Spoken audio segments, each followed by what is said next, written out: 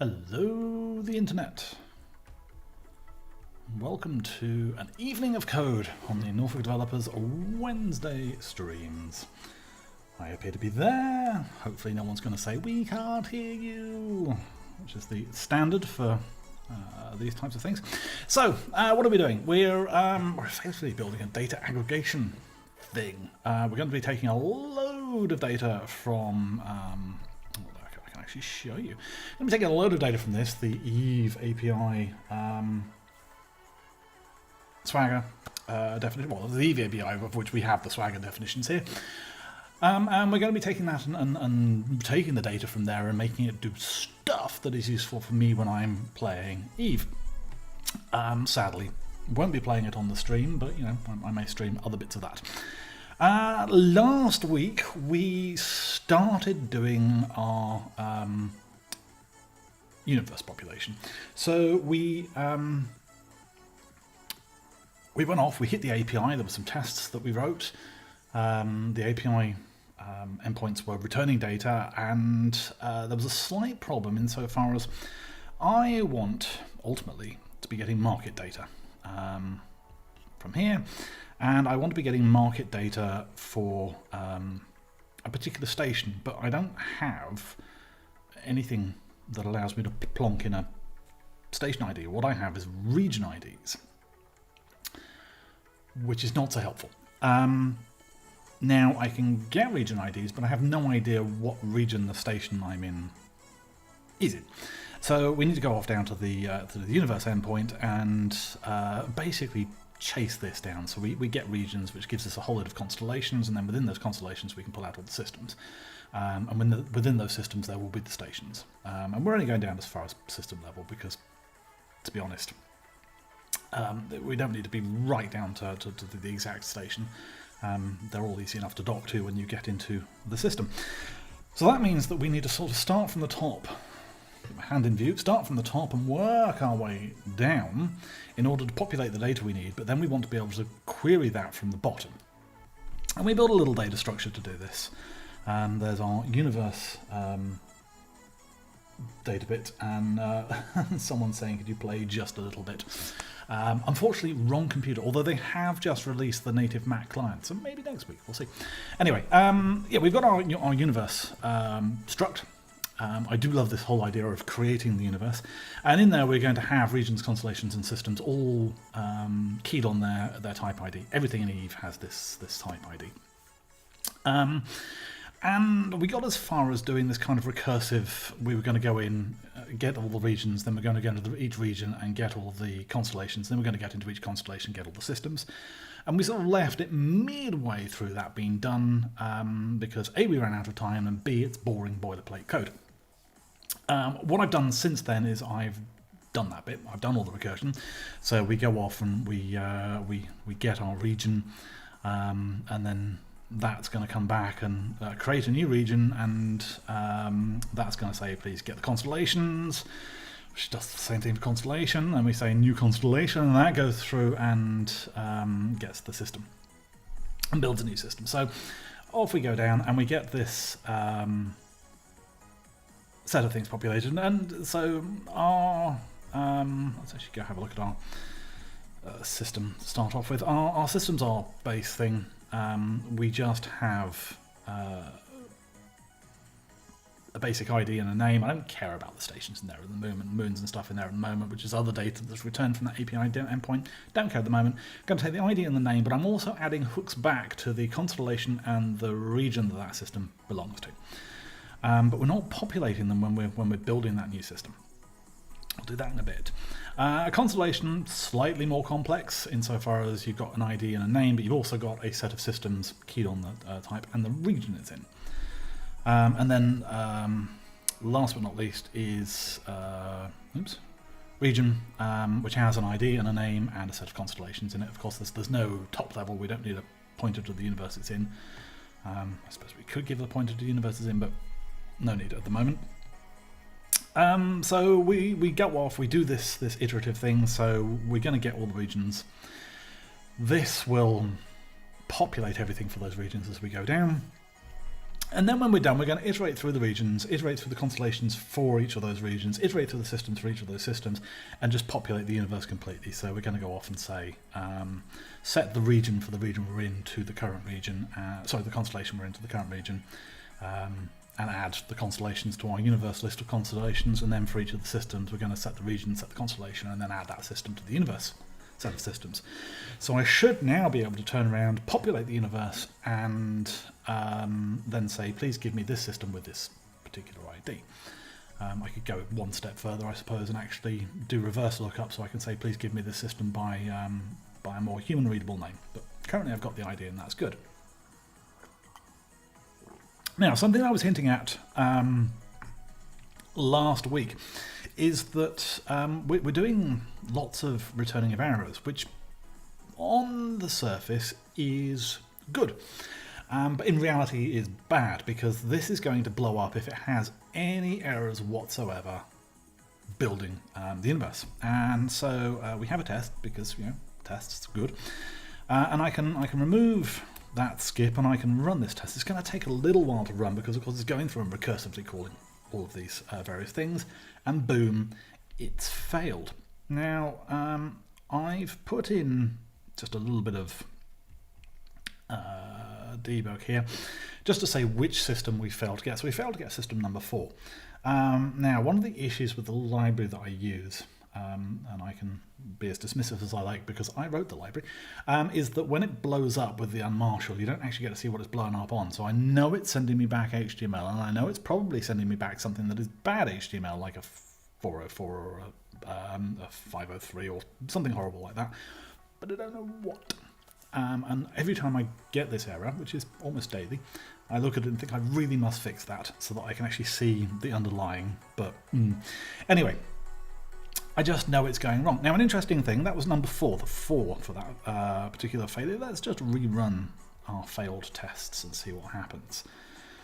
Off it goes, and that has failed on number 7, so it's got further. What's going on? So what's going on is that basically we are hammering the API as fast as my laptop will let us go, and I don't know whether we're being rate limited or whether just something's failed to get through, or something has gone wrong, which means that our error handling is not going to work. Now, the first thing that we could possibly do is retry the query. Maybe back off for a little bit and retry. So I'm going to see if that's going to help us. Now we're in get is where we're doing. Oh, actually, it's I get. There we are. So we're doing these gets, and we're going off and we're saying if we're getting an error, just return.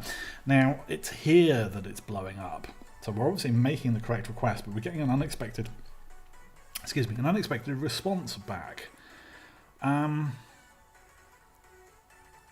So I'm wondering whether we can do something that effectively retries after a specific amount of time, maybe having a bit of a exponential back off, not too much, we're not waiting for too long, and then sort of doing it that way. So let's write ourselves very quickly a internal get result interface.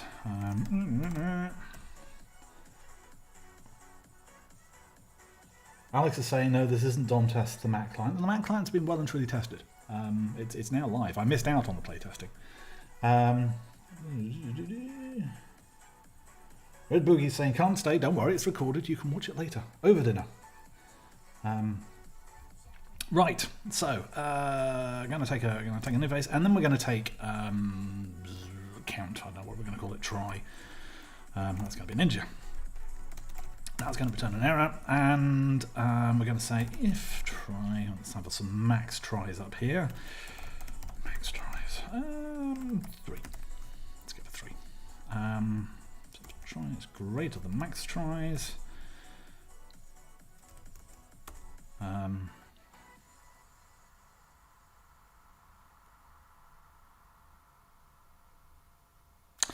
Let's also take an error.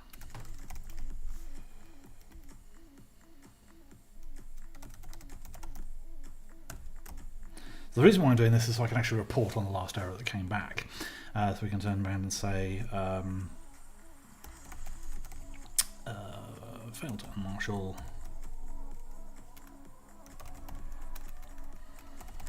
ESI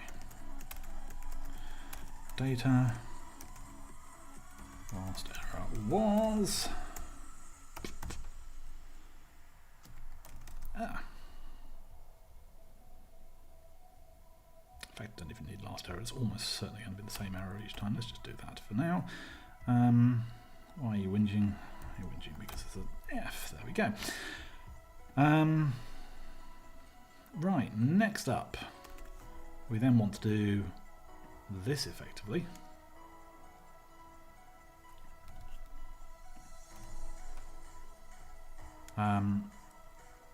Except here we want to get, with our URI, our result, our error, and our try plus 1.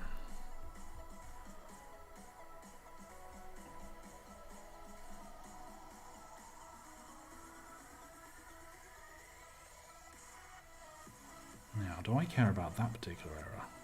We're going to unwind.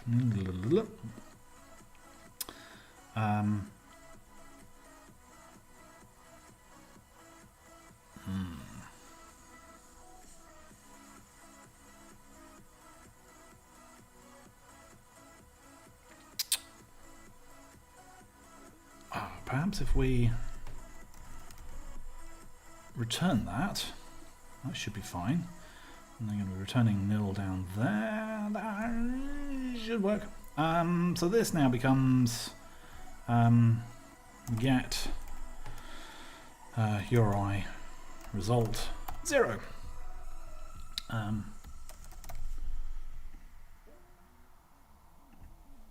Nil 0. There we are. So that's going to be our first case. Now we have tests. Do we have tests for this? I don't think we do actually, this particular one. That's fun. Our regions test should test that. So let's run our region test and just make sure we haven't broken everything. So that seems to be running. Fantastic.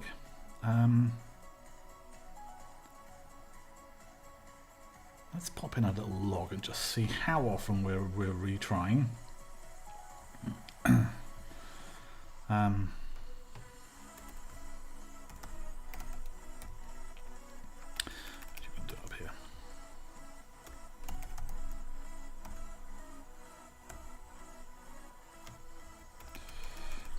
With it's going to be fields.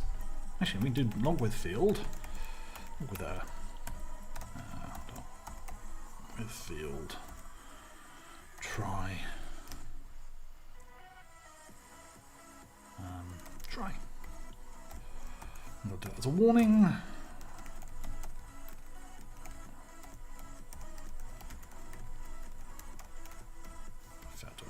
SI data, so we should be getting some information out about how often we're failing, because we're failing lots. We may need to do some stuff. And then also here I want to sleep.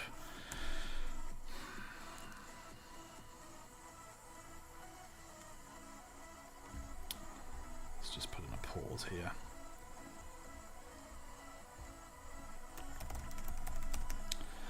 Time dot. Second. 100 milliseconds.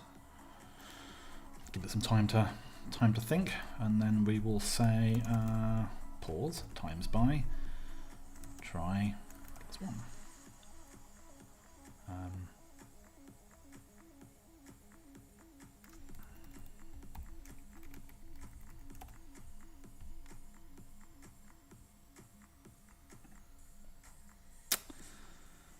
Oh, how annoying.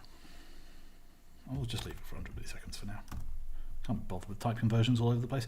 Right, so we can go back to our universe test and we can say, please run.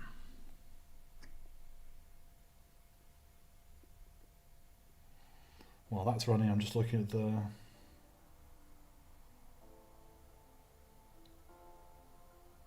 Stonks finder, apparently. That's been discussed.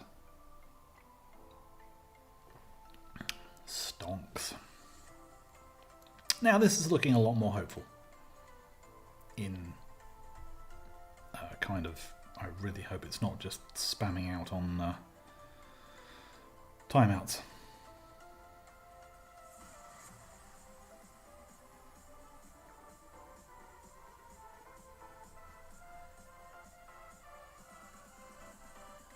I would expect it to be logging out here if it was. But then actually, if it's taking this long, there's definitely... Let's just stop it and see whether it outputs anything.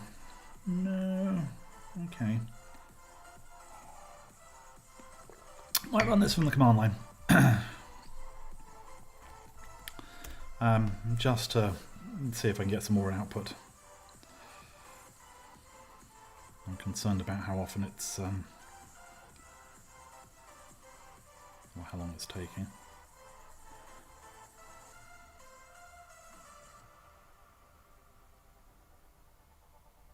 I mean, that said, if it was taking longer than 3 attempts, it would have blown up. So perhaps it is just because we are doing so much. Now, one of the things we're probably going to do today, if I manage to solve this issue, is cache some stuff, because the amount of time this takes to download information is long. I don't know, we're probably going to be doing a few thousand requests to pull all this data down. And the data doesn't change at all, really, this particular data set, certainly not within a 24-hour period, so we can cache it for a period of time, which will basically just be me chucking the JSON out to a file and then reading that back in and checking the timestamp on it. And what we'll say with universe.populate is just go off, find the file, read it in. If we've got a timestamp that's older than whatever we decide,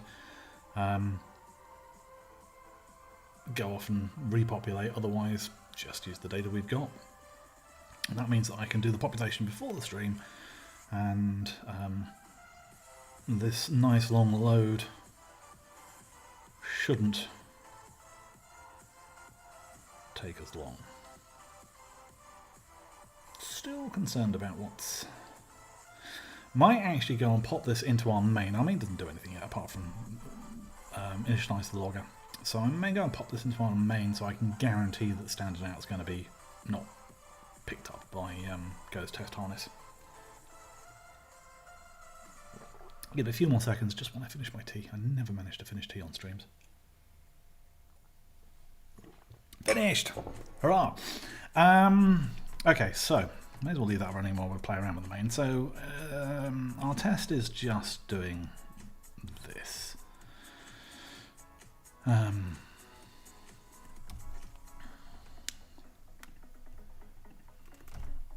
So we can do that. We don't want to do t.rf, we want to do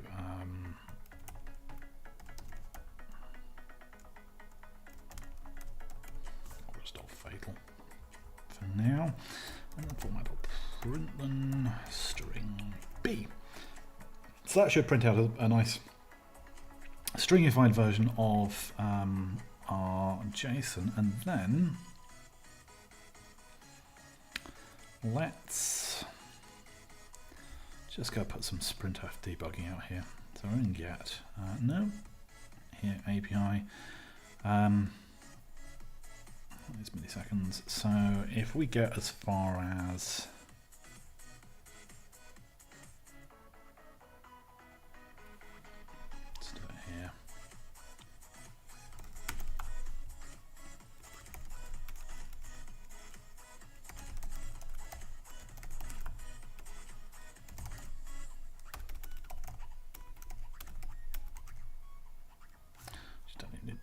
equals nil, let's just do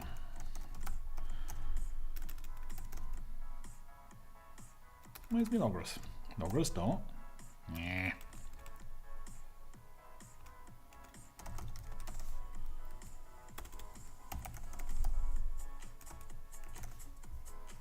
You're just going to be, oh, it's been renamed log. That's why. Fair enough. Long dot with error. .info.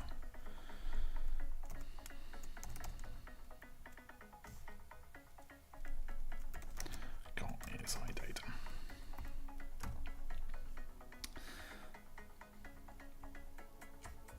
So we should now see if we're, let's just Control C that.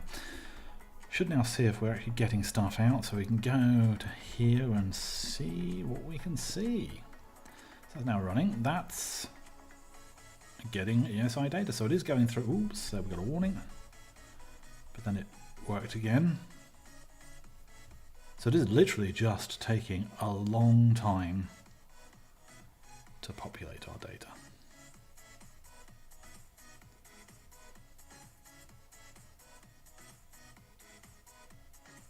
I'll leave that running in the background then.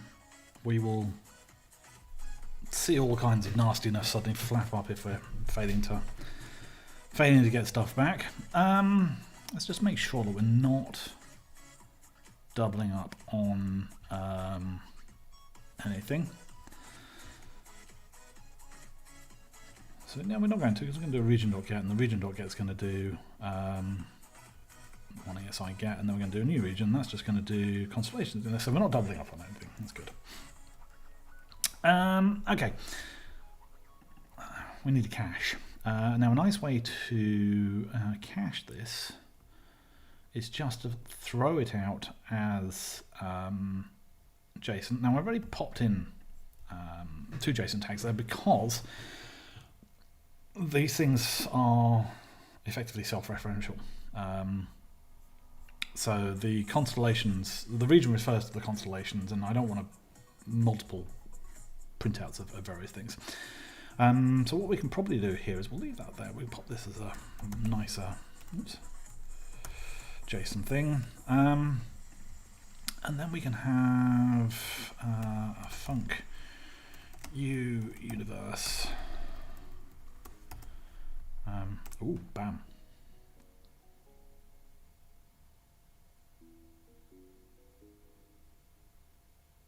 Interesting.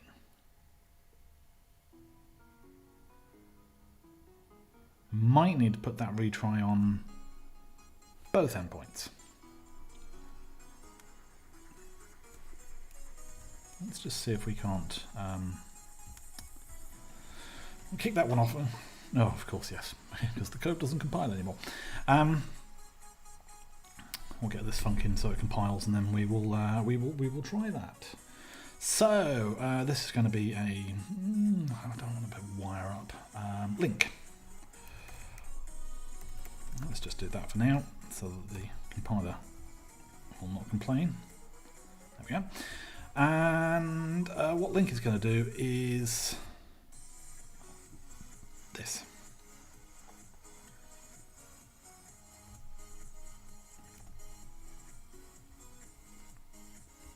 So it's going to go through and do all the linking up. So that here we can just say u.link. Right, we are definitely going to have to go off and do that. Actually, we'll probably give a longer client timeout first.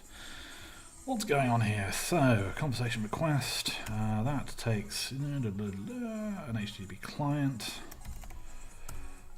So, point it to an HTTP client. Let's see what we've got here. That's going to be a timeout there.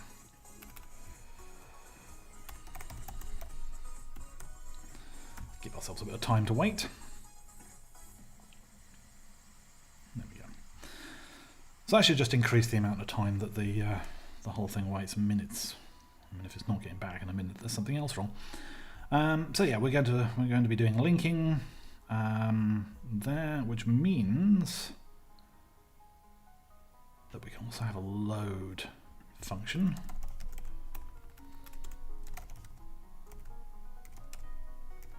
Which is going to return a universe and an error.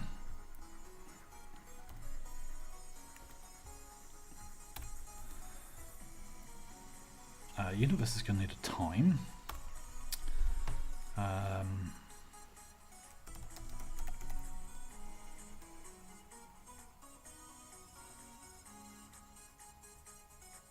kind of want to call this Big Bang.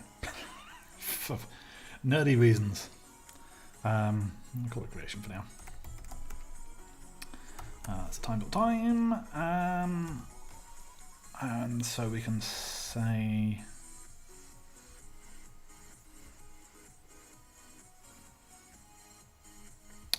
populate can actually become internal.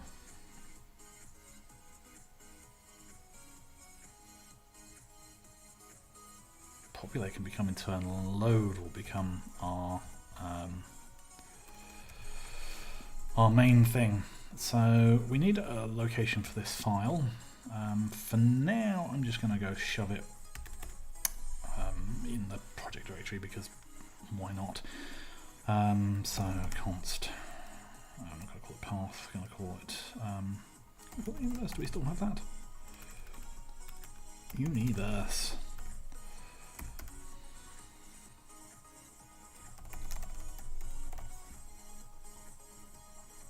No, it's already there. Cache. I'll do. So universe.json. So we want to do.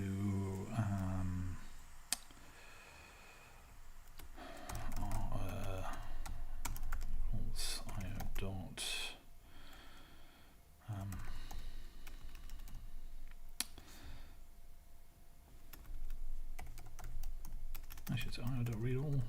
That's it, yes, they've moved a bunch of stuff around. Actually, I'm sure there's a file read or something. Read file.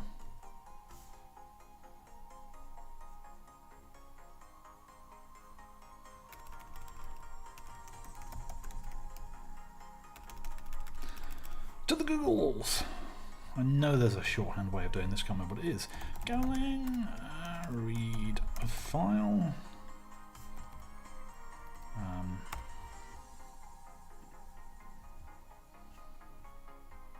OS.read file, that's the one.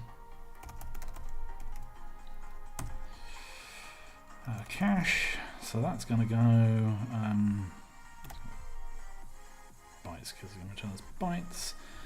If is not equal to nil,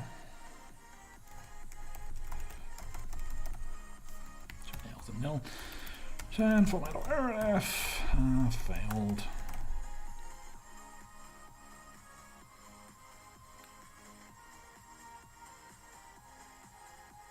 Just pondering here whether we should go off and just read load it.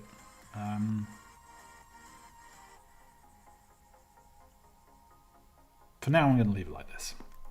May come back and revisit it and just say go off and grab the universe from ESI if it fails to load. Failed to load cached universe.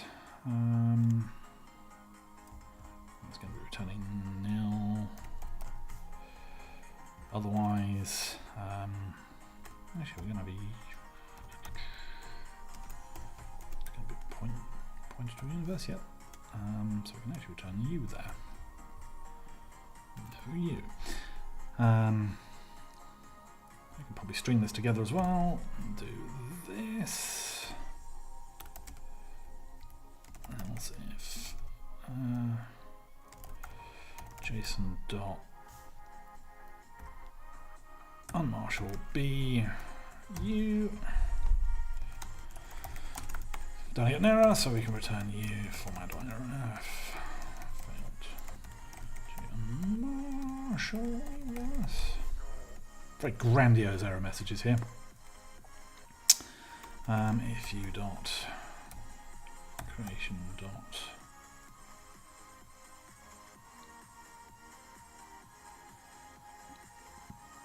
what do I want to say is before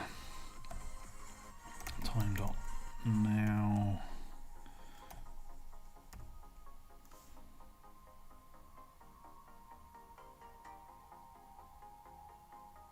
that's going to give me a duration. Oh, it's add, that's why. Add. Do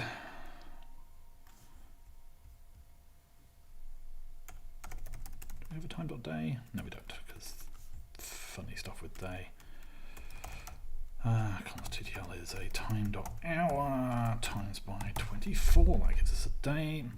Times by -1, we'll do it there. and we can add TTL. So the reason why we're adding is because the subtract gives you a duration.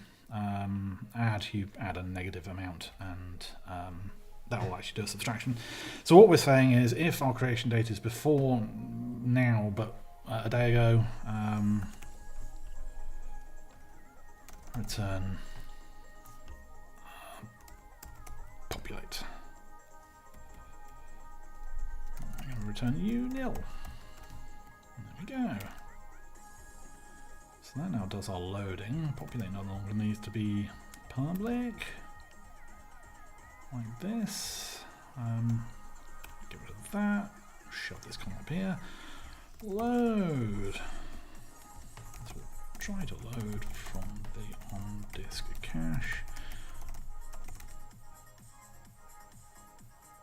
Right, that finished with exit code 0. Why did it not output the JSON I was expecting? We'll work that out in a bit. Otherwise, grab all the data from SI.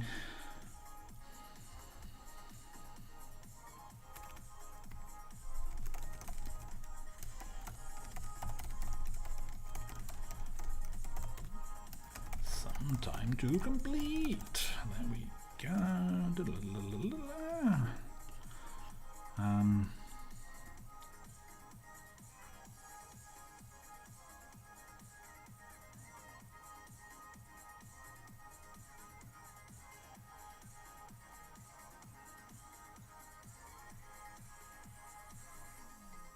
Couple of things that we need to do here. I'm just thinking about with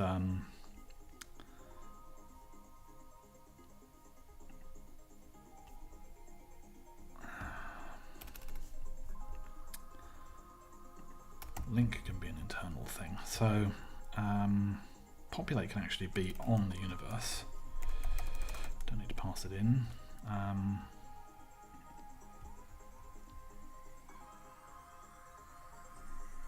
So we don't need to return the universe because we're going to be populating it up. So we don't need to be returning that. Don't need to be returning that. Don't need to be returning that. That can be just nil. Okay, so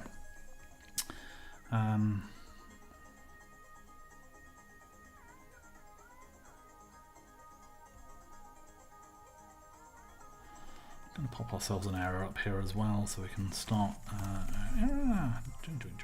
Joink.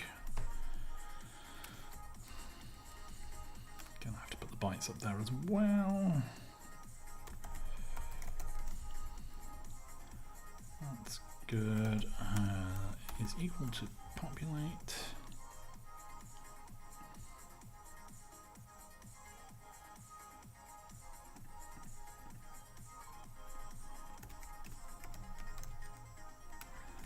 Let's define our universe properly, in fact. So we guarantee to have everything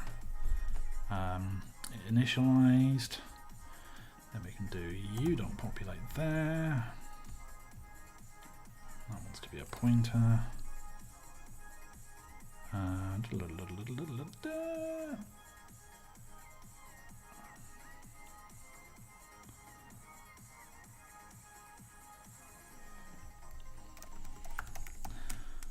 Do this on error, or if the creation date is before there, so we can pick up any errors. Then we can do u.link here, and then we can return our universe. So our linkage only happens in one place, and our universe is loaded right. Yoink. Give that a JSON tag. Right, what were we doing here? Let me load. Didn't get a failed to populate thing. We did format.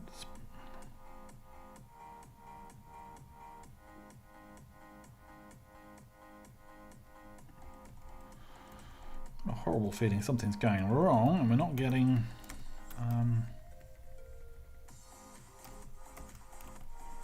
anything coming out. Let's have a look. So yoink that in there. This is probably now going to go boom, because yes. Oh, what's going on there?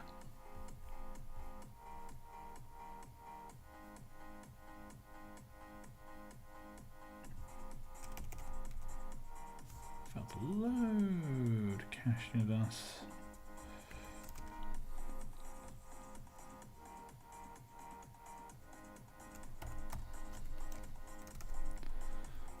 Something wrong here. Failed to unmarshal the universe. Put that W. And there's another error message where we've got a %v somewhere. Probably in here. Here we have.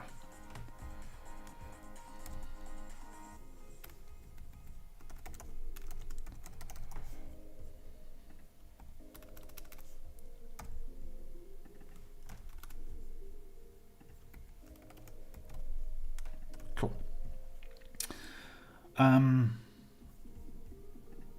Oops. Get away. That one.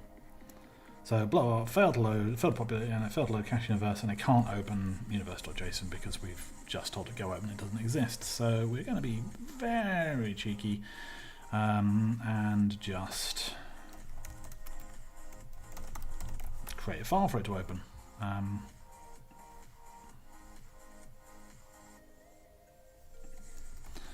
Create a file for it to open. There we go. So this is now going off and doing its thing again. This is going to take some time.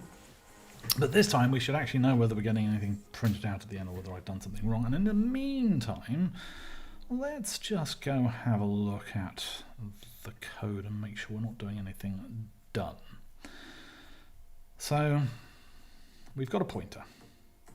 That's got a set of maps to pointers, so we shouldn't be losing anything. And we're saying populate on that pointer. So U exists, should have some stuff. Creation date should be at the very least have a 0 value, even if the maps are empty. So populate is going to go through, it's going to iterate through these regions, and we are definitely applying that to U, which is a pointer, so we should definitely be getting stuff there. New region is returning a pointer to that, and it's definitely coming back, so I believe it should all work, he says. Famous last words.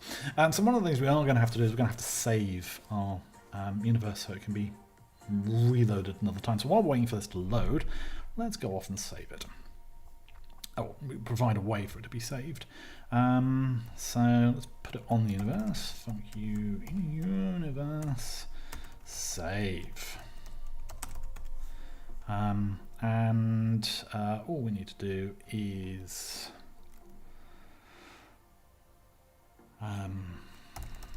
br equals JSON dot I'll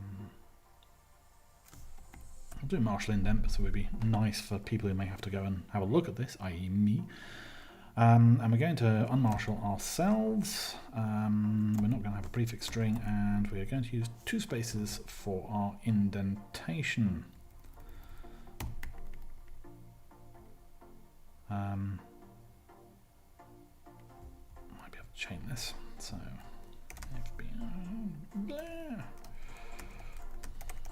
no idea how this error is ever going to happen, but we'll stick it in there for the time being.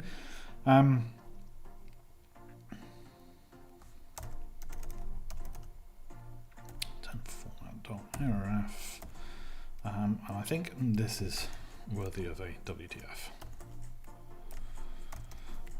I will probably just throw this error away later because I control the object that's being marshaled, and I shouldn't have anything in that object that can't be marshaled.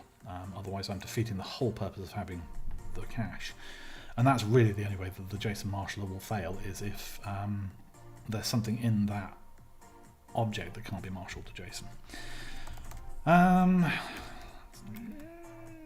We're going to have to open a file first. Let's not.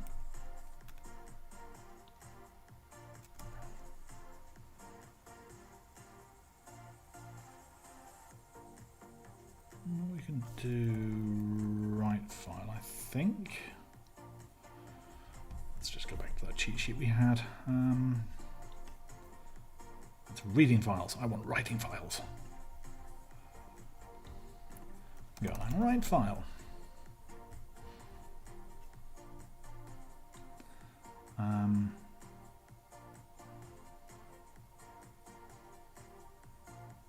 Given we know the file's going to be there.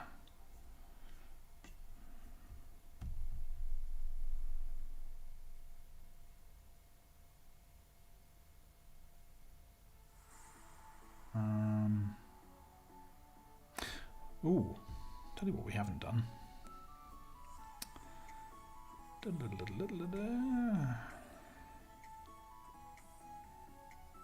Oh no, that's going to handle closing that file for us. We'll just do os.write file. That'll be fine.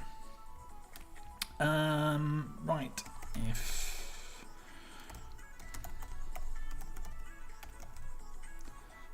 very strange music on now. Don't know whether you can hear it or not, but it's very, very strange. So I'm going to write file. The name is going to be the cache. The data is going to be B, and perm is going to be 0644. So it's not legal now. Return rf failed.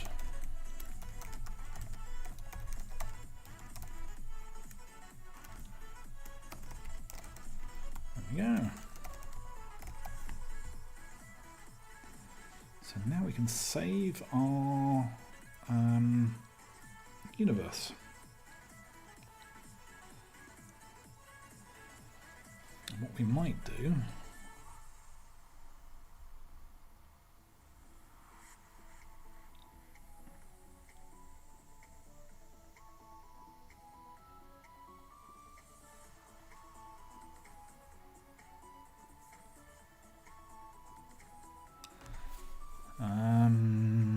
too many errors to handle.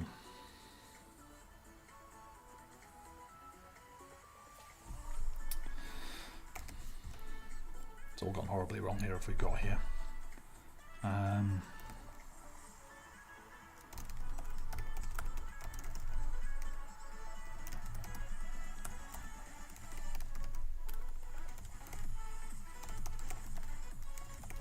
Failed to retrieve the universe.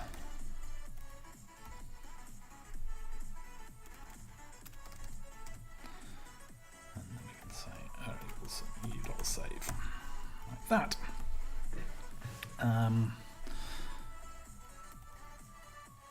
So we should be reasonably happy at this point that we've got our universe. If it errors, it's just failed to persist that down to the cache. Why not even just return that error? We will do for now. Persist that to the cache, so we know we can link it, and then we can return stuff and see what's going on. Right, okay, so this has come back and we are getting nothing. Nothing. For our universe, which is somewhat worrying.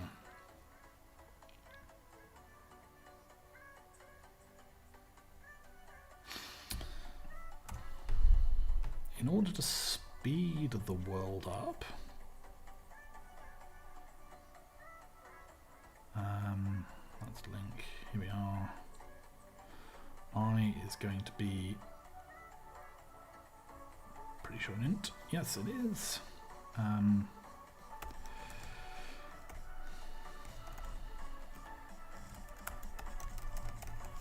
So we're going to pop that in very briefly, just to stop us having to descend through all regions. That should speed things up significantly. I may also just strap the debugger to this. Let's go nuts. Let's strap the debugger to it.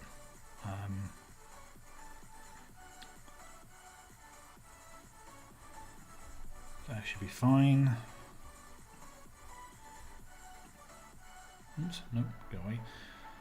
Debug. Alex, oh no, the universe doesn't exist. I have errors that say that the universe doesn't exist. It's wonderful. It's very existential. Right, so we got our regions. We should have, yes, we do have lots of regions in there. Wonderful. So we're going to step over. We don't care about that at the moment. So we're going to do regions.get. Don't care about that. We do care about the new regions, so we're going to step into that. So what's going to be returned at this point?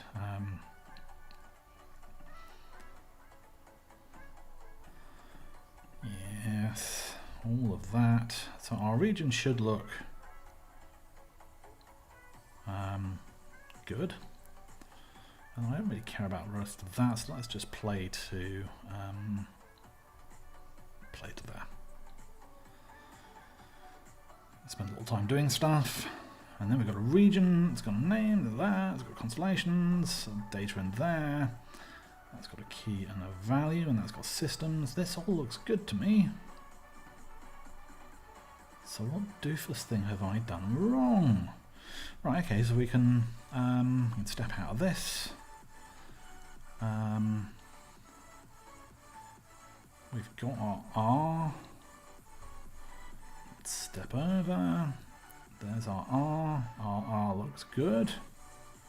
Has information. So we should have populated our universe. Step out of that. Step over that. Let's have a look at our universe. Our universe should have, it does, it's got regions.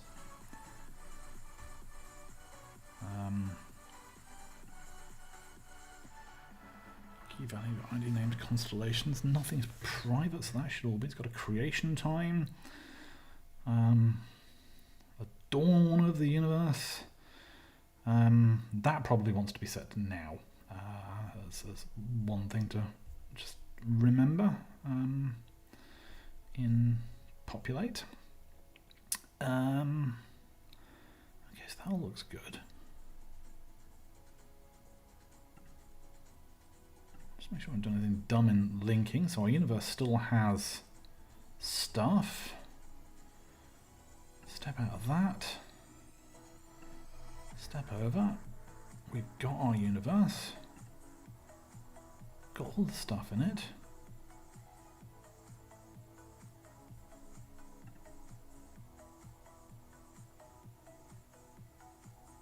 We're marshalling that. B is empty.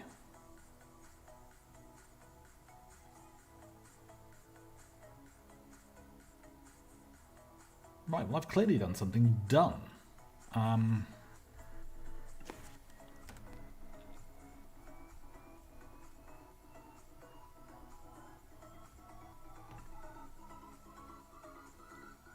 Maybe if I dereference you. Oops. Stop that. I mean, I've definitely got a U there. So let me just quickly, while I remember, on our populate, u.creation equals time.now. Okay. Unless I've somehow created a quantum universe where I can know what's in the universe but not display it, or vice versa, where I can display it but not know what's in it. Who knows? Right, let's just print that out again and we'll run that again very quickly and see what doofus things I have done.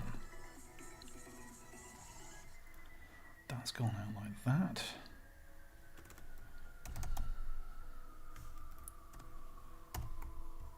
So dereferencing didn't help.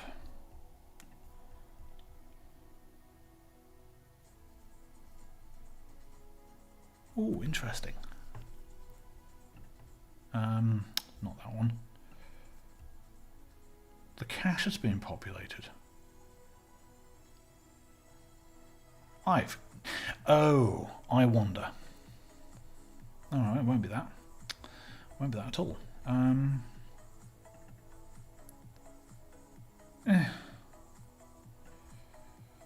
Is it something stupid like this?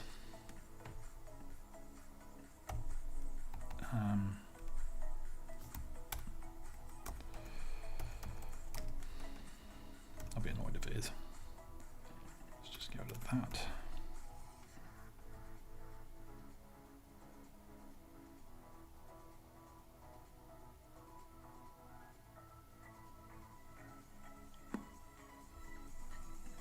I'm very confused.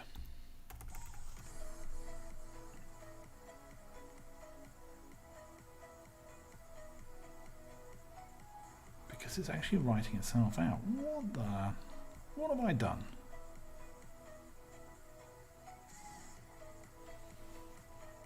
I haven't done anything stupid like... No, that would have been a nil if I'd got the wrong way around. I've got B, marshal indent, that. And we're getting nothing out in terms of the...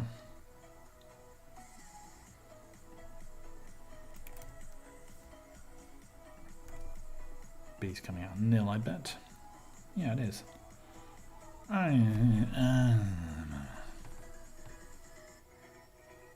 not going to waste any more time on it. We know that the caching's working. We've got our universe. I am going to have to reload the universe because we've only got one region.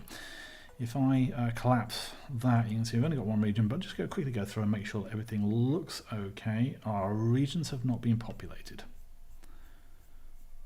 So we need that to be fixed. Why have our regions not been populated? Did we not link?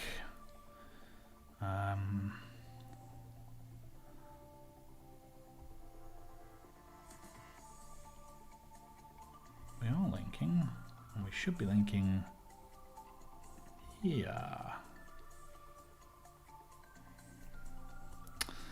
Strap the debugger on here again, just to have a make sure and see what's going on. Gonna leave that in for the time being. Don't care about that anymore. And I'm just going to invalidate the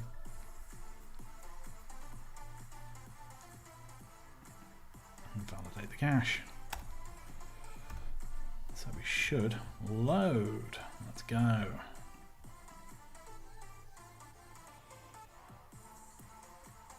We've got a question. Does dark matter exist? I don't know. I mean, there's probably some dark patterns being used in the code, that's for sure. Okay, so let's just get rid of that because that makes me sad. Do it that way. We didn't run the debugger because we're an idiot.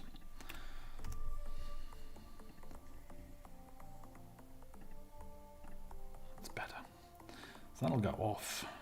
Do the things. There we go. So that's... Don't care about that. Keep that playing. We're going to get here. So we've got our universe U that has regions.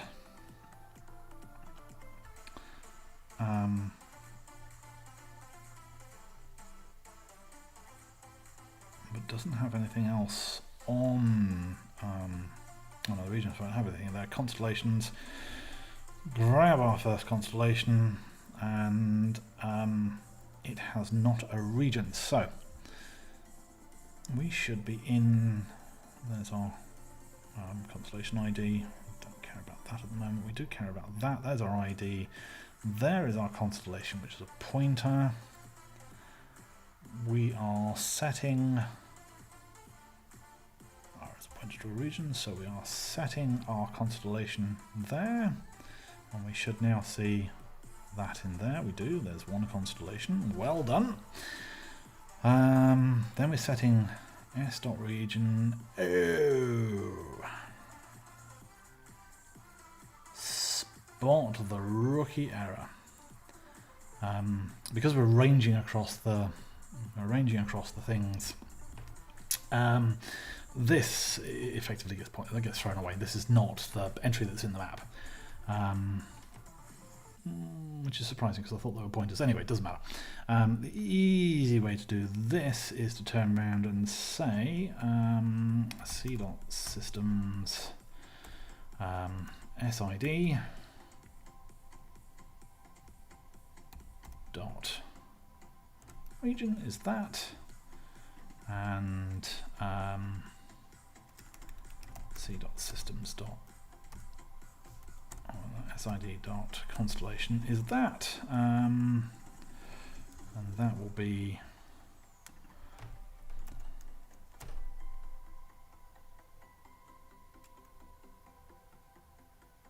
no. What will that be? That's the region.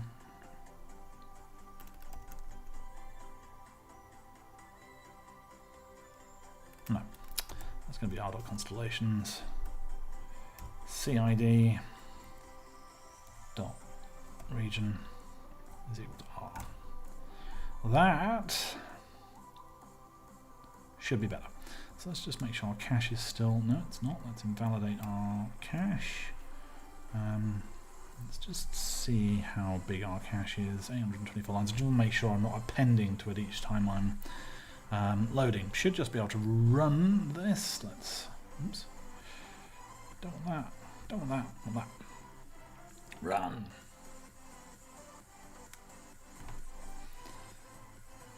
Quick time check.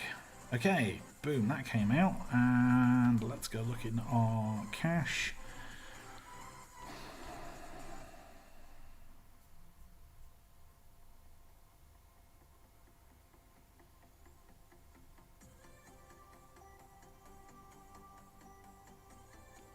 I think I know what's gone wrong here.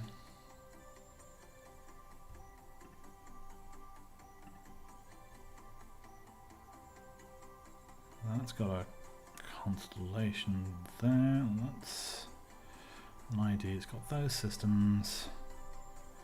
It doesn't have a region set. Why? What have I done? Okay.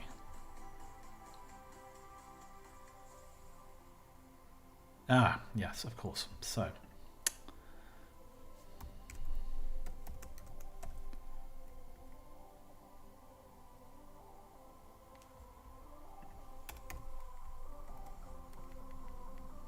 Is that going to be RID?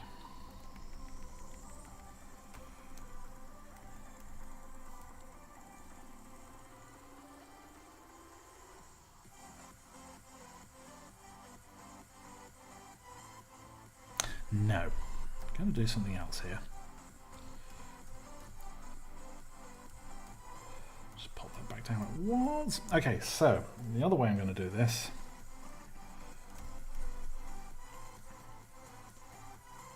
They should all be pointers too.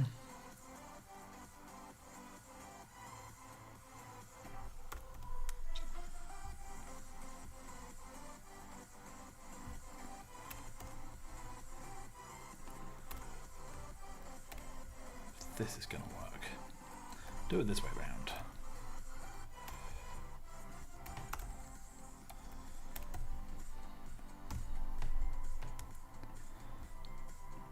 Validate the cache quickly. Off we go.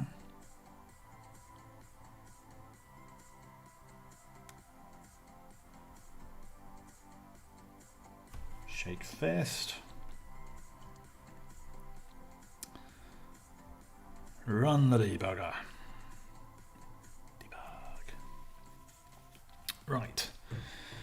Here is our universe. We are saying for each one of those, so I've got a C, which is a pointer. That is a pointer to a thing. And that doesn't have a region. That now has a region.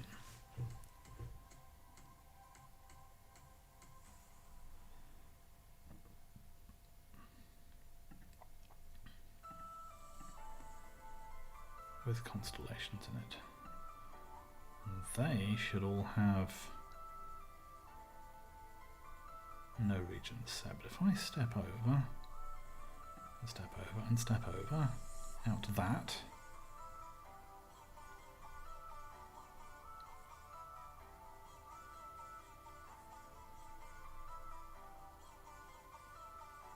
did that region get over?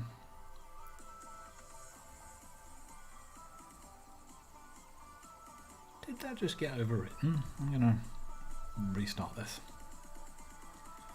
Let's have a look. Where were we? Right, so step over, step over, step over, and we are... I think it's there. So you, and in our regions, in our first region, 10001,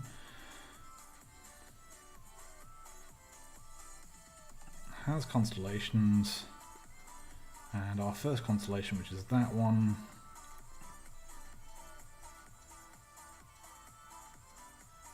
does not have a region. Pointers are easy. Right, there's my constellations. There's my constellation. Step over that. Step over that. So we've got a region. We've got a constellation. Let's just check and see what our constellation is. Our constellation is this one with an ID. Oh, of course, yes. Because Go does not guarantee the order that maps come out in. I'm looking in the wrong place. So that's 2, nice and easy to remember, 2 with a bunch of 3s after it. A bunch of 0s and a 3 in the end of it. So we can go into here. That's our constellation ID. So we can just go into our regions.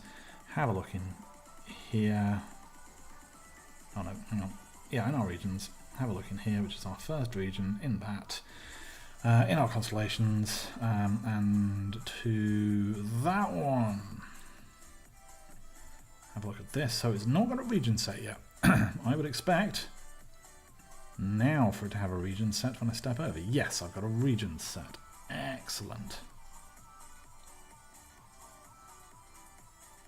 Which is lovely and recursive, but that doesn't matter. Oh, I wonder if that's caused an adjacent. No, it won't be. Okay, so that is set. So we know that 2003 is set. And if we get to, oh, let me do that. Let's just step out. So in our universe, in our regions, in our first region, under our constellations, 200003. Anyone? 1, 2, 7, 10, 15, 4, 5, 9, 11, 43. There we are.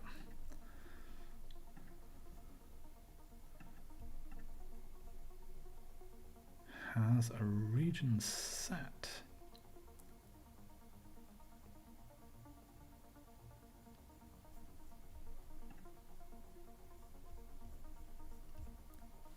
Let me just go check something on here. Oops. 825. I'm going to just run that to the end. Just making sure I'm not doing anything dumb with redoing stuff. Okay, so we're getting it set. We're not caching it for. We're not writing it out for some reason.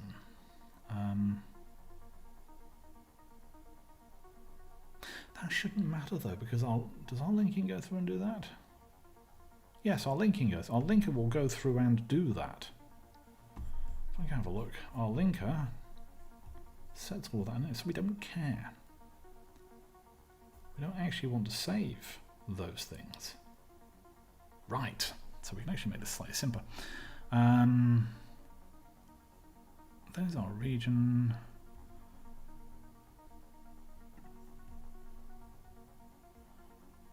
We might do constellation system. Okay, so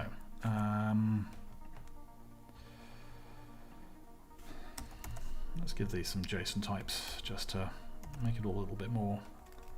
Hello, thank you. Name, and then that doesn't matter.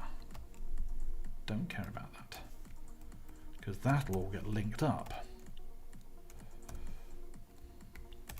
So we can exclude them. So that's on our system, and on a constellation we can do the same. So ID, name, we do need those, but we don't need that. I should get rid of the nulls, and then in our region, let's just make it nice. That, that, and that. So if we do all of that, validate the cache, run the whole thing.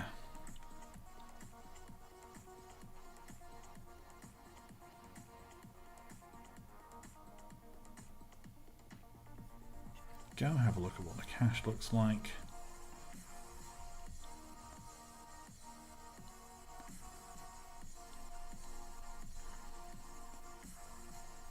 That looks good.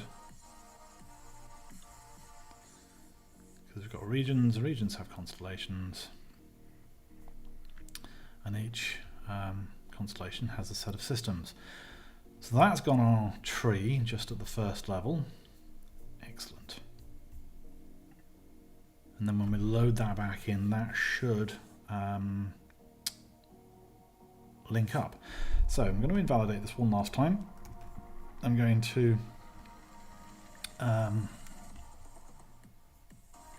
find out where I limited it. Where did I limit it? Was it universe? Let me load the universe. No. Oh, it was in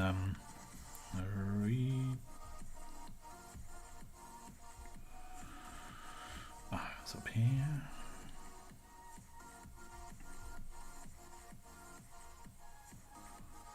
Right, first of all, I want to get rid of that. Got that. Just looking for the. That's the one. Let's get rid of that one for me. Just return that now. Maybe about me doing a naked return later, but we can worry about that later.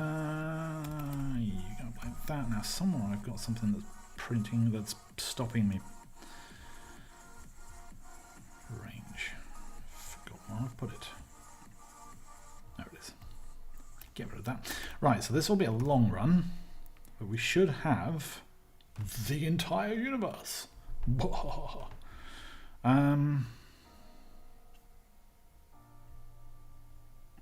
Invalidate that, yes we did. Run. So that's going to be doing stuff in the background quietly. I should probably log out that I'm loading the, actually let's do that while we're waiting.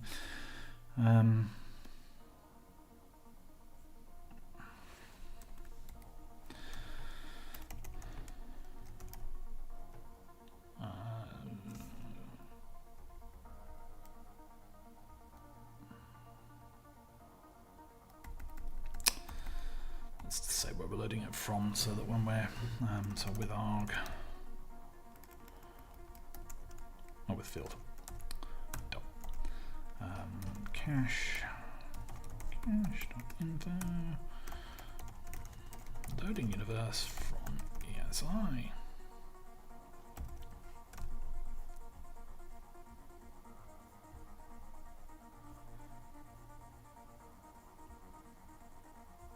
Here we can info.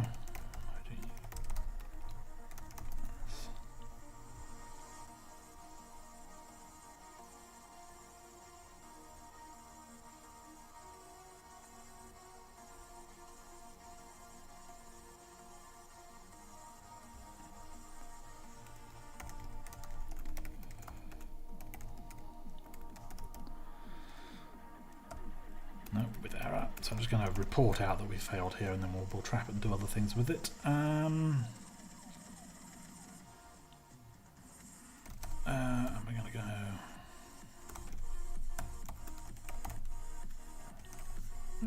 Actually, that's going to be an error.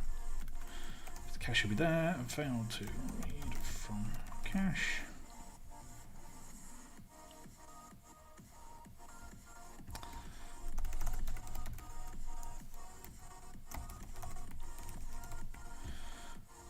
There. So we felt low from the cache. I want to get that nicely reported. And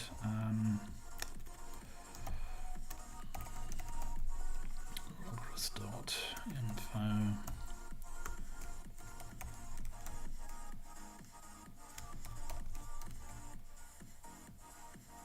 Universe created.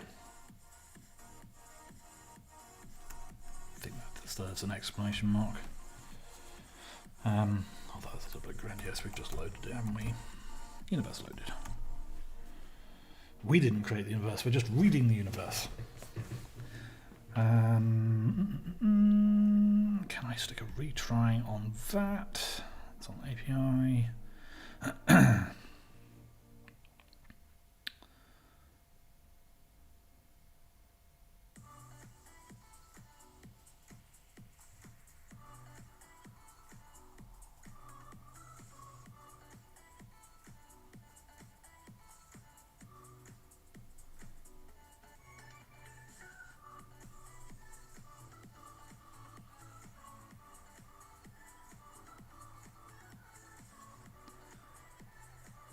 So you're always on the failed time Marshall bodies as this one.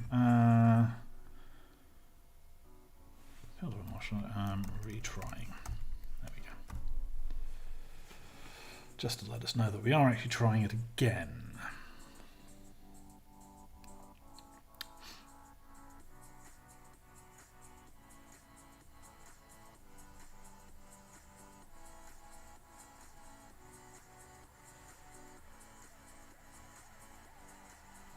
So it does look like this is now reasonably robust with the retries in place.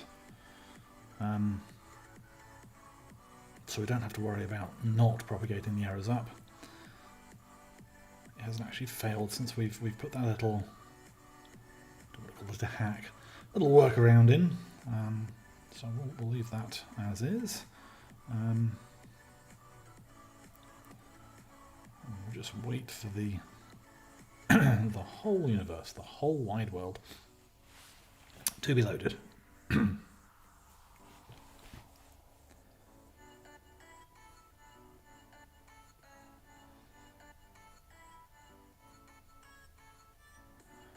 am wondering how I'm going to test this particular thing. I may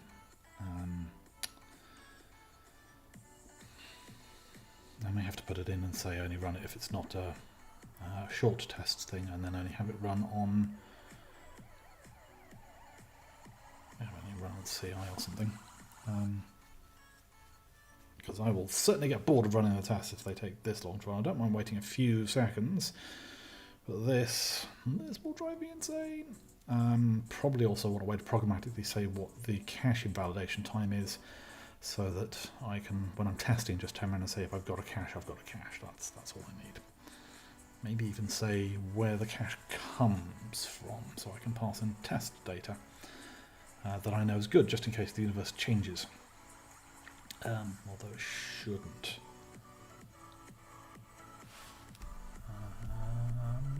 Right, so one thing I do need to do while we're waiting for that is I need to go find my... Do we have my code for...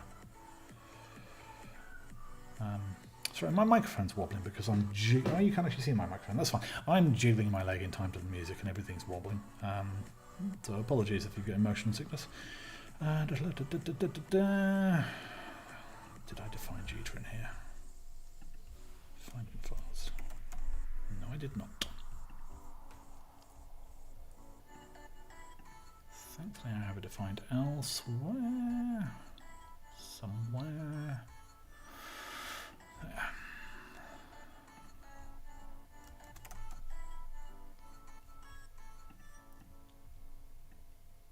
Probably didn't need to print that out. Anyway, doesn't matter.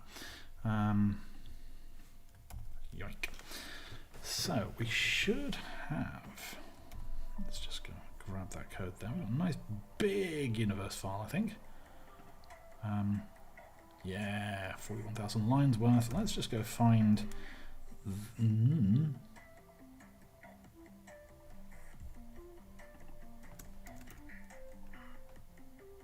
Okay, fair enough. Oh, I wonder if that's the station ID I've got. Well, that's 6,000. Anyway, we only need the we need the beach ID. So Jitter is the one I care about. Jitter is the main trade hub. And when I go off and get data, I want information from effectively that system. I don't really care if it's the specific trade hub station or not. If it's within that one system, then it's easy enough to bounce between the various things, and that's where I go to sell stuff. So I mean, undocking and just yonking to another station is not an issue. So we've done the whole top-down thing. We can now do the bottom-up thing. Our cache should be good. Get rid of that. Oh, the reason why I'm printing it is because I didn't want the error. So our cache should now be good, and when we run it again, it should be nice and quick. And then I want to be able to say, I'm going to print line u dot systems dot with type ID, aren't they? Eve dot type ID. No. ESI dot type ID. That. Which is our Jita system, and then I want, nope, that one. I want its region ID. So if I run that now, I've got the region ID. Hurrah! So we can now go off and pull stuff from the market. Should we do that very quickly before I wrap up and finish? Let's do that very quickly. So I think there's a...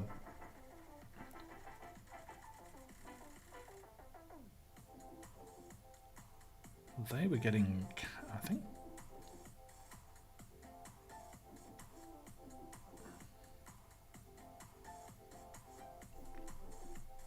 category there is misnamed. Let's just have a quick look at the swag interface. So we can close this for now. I don't need that anymore. And we want market.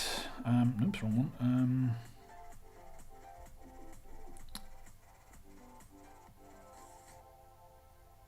Orders. So that's going to be markets, region ID, orders. And our code is, oh yeah, okay, so that's the ID we pass in. So we want, we've got orders up there already. So we're going to be doing a get by ID for that particular order. I have no idea what's going to come back. Well, I do have an idea what's going to come back, but I don't really care at the moment. So let's just say that, I'll put this here for the moment. This is Jita.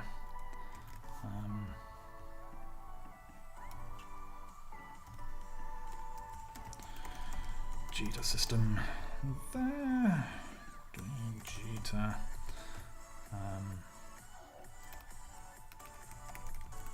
so the region is that, and then I can say market dot get by ID market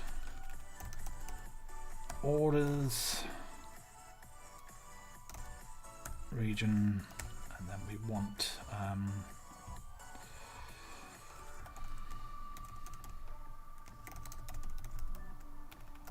not even going to guess at what it is. I'm just going to pass it an interface to do whatever it wants with it. That's going to return an error. Yes, it is. So if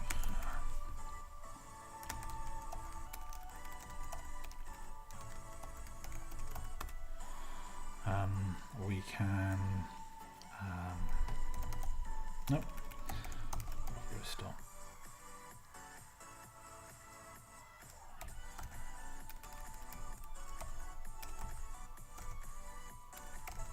Cannot type.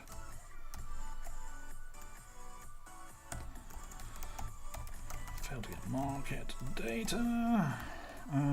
Otherwise.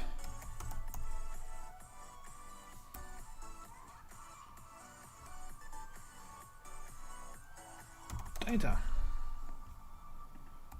Stop that from being eclipsed.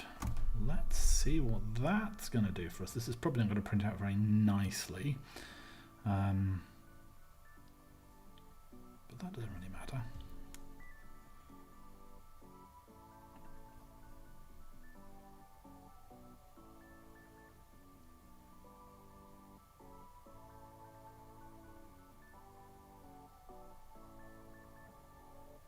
Not found. Interesting. I suspect that's a problem with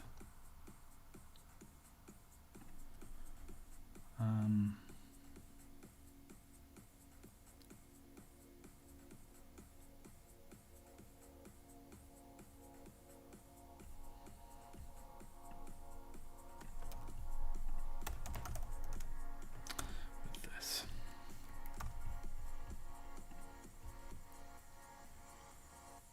So that's going to market 1 2 orders. Market region orders.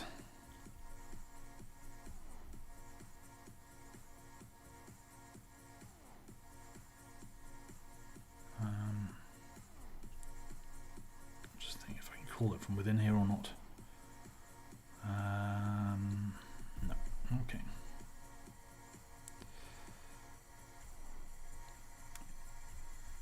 You're doing this. I'm just going to quickly whip up to Paul. Where is Paul? Let's find Paul. There you are. Let's drag you down to there.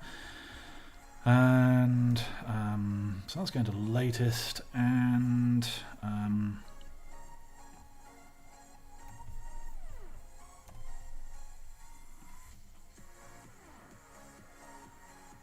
it's returning a 404. What else can we get from that?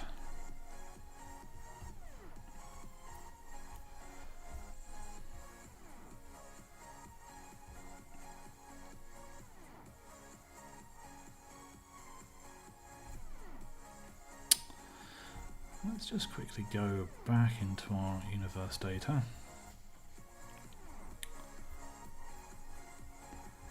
These are the regions. That is definitely a region ID.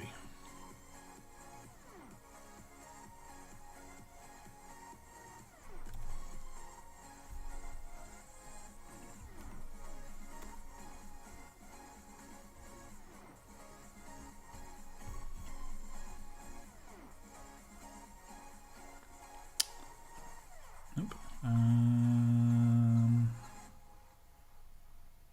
Let's try history.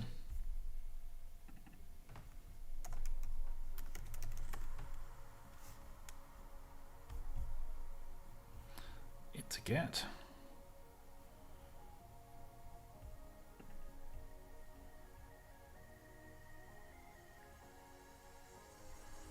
Well, let's try V1. This is where we find out that it doesn't have a latest. Nope, still that. I know why. Idiot.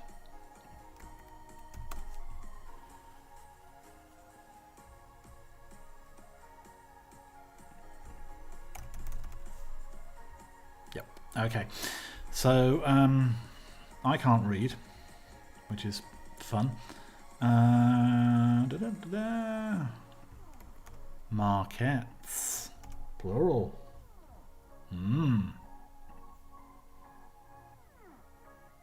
Ooh, look at that data. All kinds of gumph. So, with time. Yeah.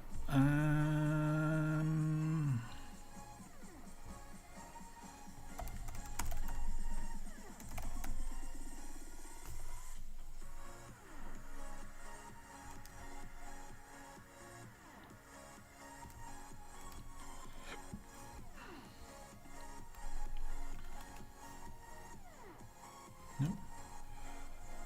Yeah.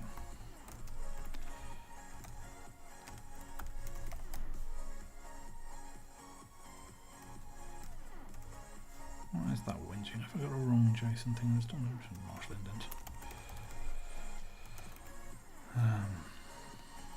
Probably because of that. Jason Marshall indent, and we are doing data that. Error's not equal to nil. Yoink.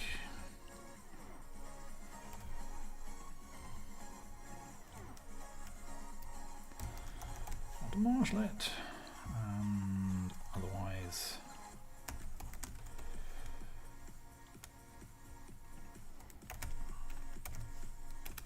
learn how to type.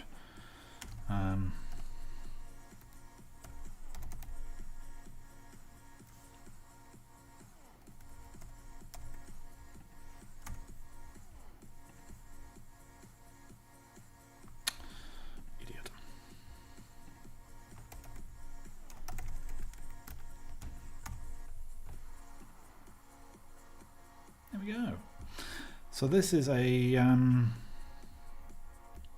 set of market data. Awful lot of market data.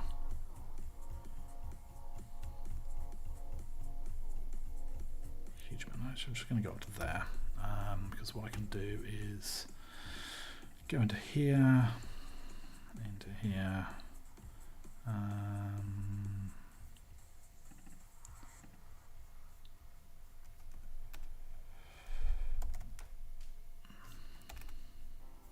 There we go. So just taking a subset of that particular JSON data.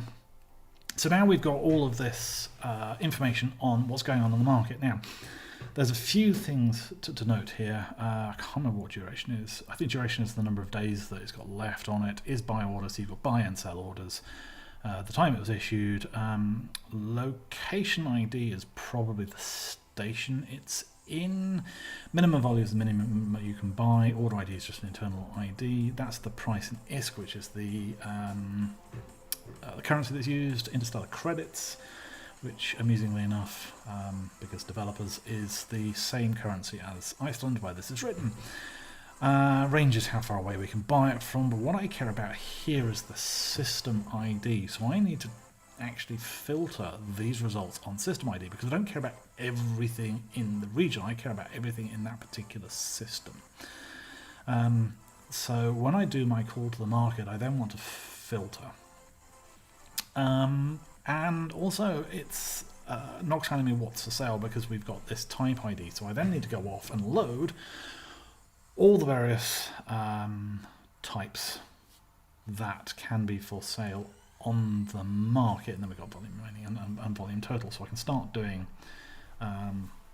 some things here. Now, if I wonder if I've got one of those. Unfortunately, I don't know what these various types are, so it's one. There should be multiple orders for some things. I'll have to go through and find that when we've decoded a bit more information. But basically, if you've got something that's on sale by one person, it'll be one of these listings, and someone else may have another set of things on sale. So what you'll find is that there is different prices for each one of those sales and a different volume that remains. And this is where I want to start doing the sort of data analysis on this, the stuff that's coming back. Because if you're looking at a market that's got a price of arbitrarily 1,000 and there's one unit remaining, and then the next thing behind that, the price is 500, and there are 1,000 things at that price, then although the price superficially looks like it's 1,000, there's a very thin amount of liquidity at that price before it crashes down to 500. So you may look at something and be doing your calculations and saying, okay, I can sell these for 1,000. I'll go make 1,000. That means I'll make 1 million ISK less fees and stuff. But actually then when you get to market, you realise you're only going to be able to sell one for 1,000 if it's still there when you get to the market, and everything else is going to be in at 500 or 500 or less, which means you're only making 500,000 ISK plus a little bit extra. So this tool is actually going to work out what the actual price is for the volume that you want to sell, and what is likely to happen to that price if you do it, because you can start moving markets. Some markets are really robust. There's razor thin margins, and there's thousands of items for sale at a particular price, and then when that's sold out, there's thousands of items for sale at 0.1 of an ISK below it. So it's sort of almost here nor there. But other things, you've got this huge variability, and that's kind of what this tool is going to start doing.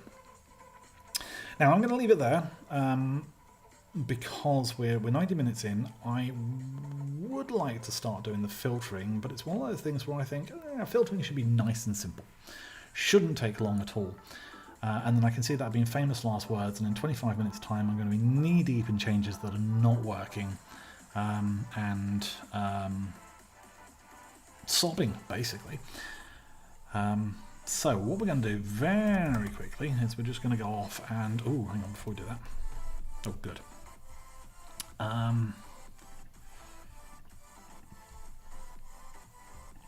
I'm actually just going to get rid of that. So I was a little bit worried about that suddenly spending an hour running. So we've got a couple of linter errors I'm just going to quickly fix up. So we've got problems with our universe. Let's save the universe. Surely this is a job for Flash or someone like that. Only you can save the universe. Another badum-tish, please, Alex. Save the universe to the cache file. Ooh. Ineffectual assignment error. It's picking up dumb stuff. 58. Is that an ineffectual assignment error? Yes, it is. Yes, it is.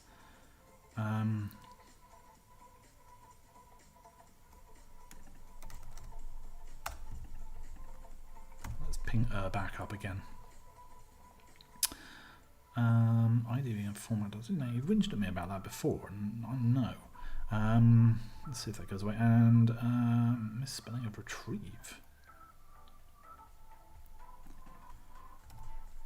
My IDE should have picked that up. As a universal go 55.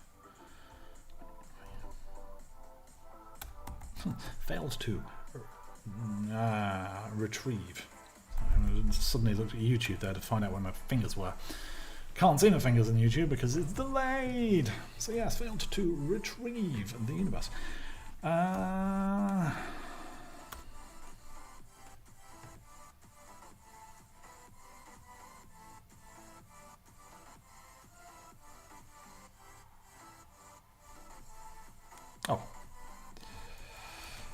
Some W.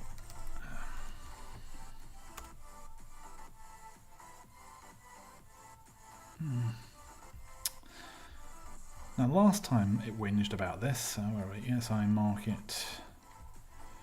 Get 20. Right. No lint interfacer.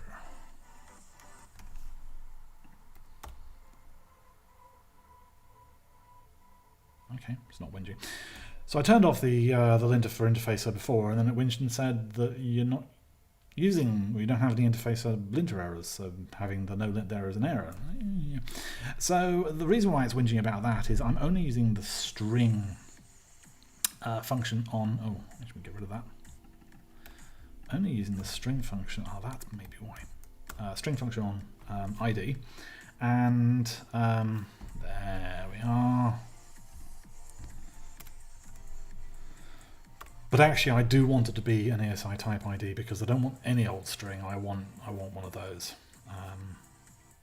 So no idea why it gives a false positive. Well, I suppose it's not a false positive, but why it cares about the first one, not the second one, don't know. So we're compiling. We are getting market data back for a region hands. Not necessarily the system that we want. So we can do that next week, and then we can start looking inside what's known as the ladder in sort of trading terms. So hopefully the filtering by system will be nice and quick, and we can start doing the data manipulation next week. Otherwise, we've got week 4 that we can fall into and start doing the stuff on there. All that remains is to do the YouTube things, the internet things, we're not going to smash buttons today. We're going to delicately click on them. We're going to respect our mice and our trackpads, and we're going to gently go over, gently click the like button, gently click the subscribe button if you haven't already, but you are all subscribed already because you're all good netizens. The bell, so that you don't miss me wittering on, or next month, more intelligent people wittering on, or indeed speaking intelligently. There's Twitters, at Norfolk Dev. There's Patreon, however you want to pronounce it, Norfolk Dev, where you can support all this. We do all this for free. All the speakers do it for free. Alex, our lovely host, spends an awful long amount of time during his week organising all these things, organising conferences. And with COVID and everything, sponsorship has been problematic. So it's the patrons who really have kept the lights on and kept this lot going. So you can be one of them. You can have your name on the title slide, and we will love you a long time. We've got Discord, nor.dev /Discord, I think. Just go nor.dev, all the stuff's on there. We're a friendly bunch. If you're not on there, come along, chat, shoot the breeze. It's dev and other. Probably more other than dev, but there are dedicated dev channels and web channels and various other things all split up nicely. And a huge amount of experience that you can call on various different things. Some mainstream, some very esoteric. And with that, I want to say thank you for watching, and tune in next week, and see you then. Oh, by the way, Jez Higgins tomorrow. I mean, this is probably not going to work for people who are recording, but Jez Higgins tomorrow. Jez is fantastic. Come watch him. It's all on nor.dev. Do come along and watch. I'll be there.